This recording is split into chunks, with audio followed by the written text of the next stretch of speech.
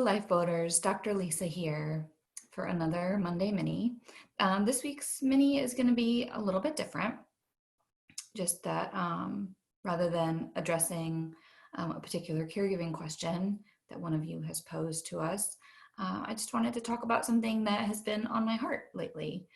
If you have been getting our emails, then you know that I have just launched a podcast about courage, because being a human is hard and a lot of courage is required. And so courage is usually a thing that I think about a lot.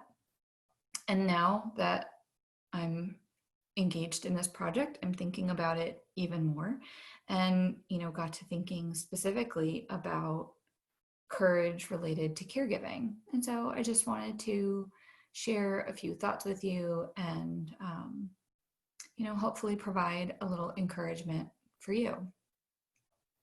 And so first, to quickly define courage, for me, it's really about being led by your values and not your feelings.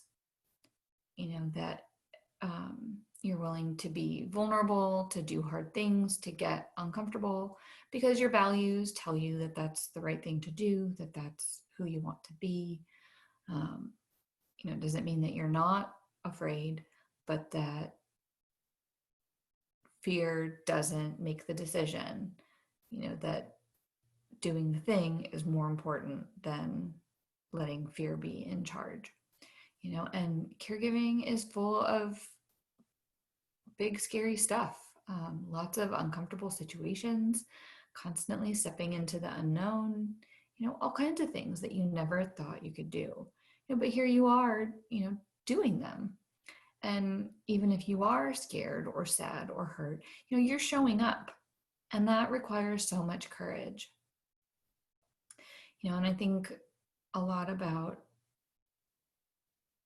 kind of how to grow our courage.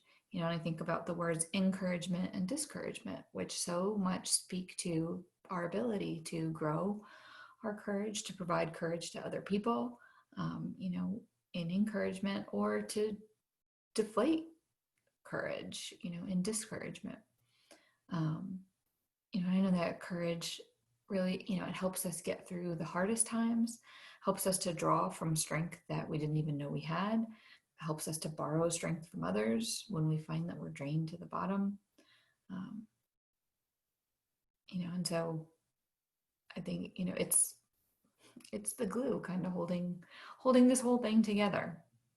And so thinking about specific aspects of caregiving and the courage required, in case you doubt your own courage and think that you don't actually have that much. And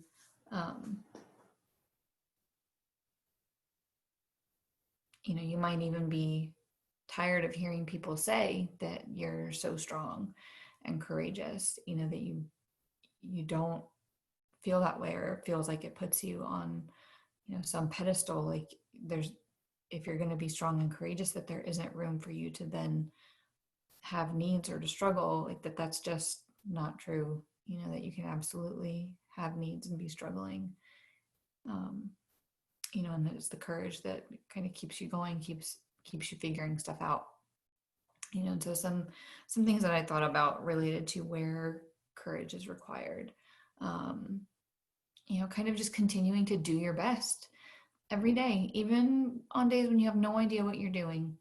When brand new situations arise and you're just like, I don't know what to do with that.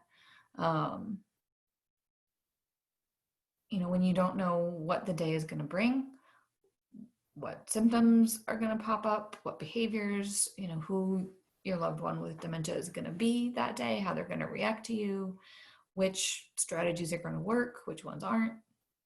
It's a lot. And it requires courage every day to keep doing your best. Dealing with hard news, just receiving a diagnosis of dementia, or admitting that that is the reality that you're living in, and walking the road of dementia, so much courage. Having to make hard decisions. There are a lot of hard decisions that come up constantly, some impossible decisions sometimes, um, and stepping forward and making those decisions. Courage. Um, even just facing mortality. Dementia has a great way of bringing our mortality into focus, and death is a thing that we prefer to not think about. And so kind of incorporating the grief that comes with that too requires courage. Learning all the new things that you have to learn, learning a new way of being, a new way of relating, redefining yourself, your roles, your relationship. These are things that you've had to do that have required so much courage. Having to find your limits. This is a thing that we don't like to do. We like to think that maybe we don't have limits, that we have endless energy and endless reserves and endless ability and all the rest of it. And having to find our limits, acknowledge them, live with them requires so much courage. Having to draw boundaries with other people, throughout life, this is a major courage builder and courage requirer, but something that you've likely had to do as a caregiver. And even the acts of like being kind and patient and compassionate can require courage, especially when maybe others are not acting that way towards us. Making the choice to, again, act out of our values, being who we want to be. That requires courage. Being willing to forgive yourself when you've made mistakes or when things aren't going as well as you would like, and being willing and able to forgive other people. Again, a very courageous act. So really what I want for you in this, for you to just see that you are so strong and so courageous, even on the days when maybe you feel like it's not going well, or you have no idea what you're doing, or you wish you weren't doing it. That it's still true that you are strong and courageous. And I am so proud of you. I know that, that this is exhausting. And like I said before, maybe you wish that someone else was being the strong and courageous one, and that's okay. Even admitting that requires courage. It's okay for it to be too much. And that's why the final area of courage that I want to address is asking for help. It just like recognizing our limits, then being able to ask for help when it's too much.